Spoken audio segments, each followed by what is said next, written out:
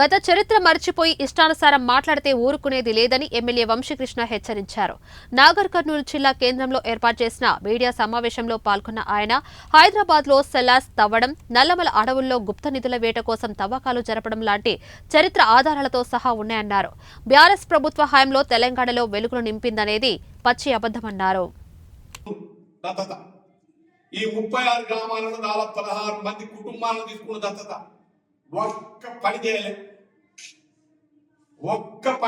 ఒక్క ఊరికి ఏమి చేయలేదు. ఆయన చేసింది ఏమిటంటే ప్రతిపక్ష నేతల పైన తప్పుడు కేసులు పెట్టించిండు, ఎవరు మాట్లాడిన ఇంటికి తీసుకుపోయి కొట్టిండు, అక్రమ కేసులు బనాయించిండు, నల్లమల్ల అడవిలో గుంతలని తవ్విండు. ఎన్నికల కన్నా ముందు 2014 కన్నా ముందు ఆయన హైదరాబాద్లో గుంతలు తవ్వేది. ఇది వాస్తవం కాదు చెప్పమా. సెల్లాలు తవ్వేది. ఎమ్మెల్యేకి ఏం చేసిండు, ఆ గుంతలు పనిచేసిండు. నల్లమల్లలో ఉన్న లింగమయ్య స్వాములు పాత గుళ్ళు, ఆ గుళ్ళన్నీ తవ్విండు. 4 సార్లు పట్టుకున్నాం.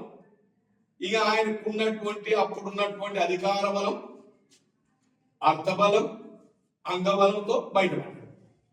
నేనేం చెప్పడం కాదు, నల్లమల్లలో ఎవరు అడిగినా చెప్తాడు.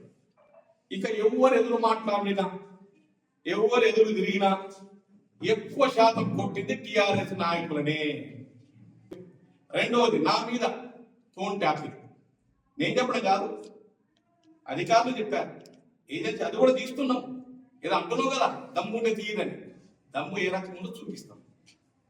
నీవు చేసిన తప్పులని ఇచ్చిపెట్టాం.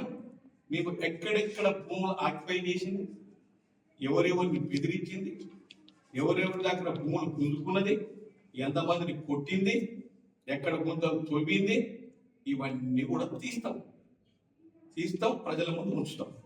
నీ ఎస్టీఎఫ్ 9 సంవత్సరాల సిడిఎఫ్, 1 సంవత్సరం ఎస్డిఎఫ్ 4 లెక్కలు కూడా తీస్తున్నా.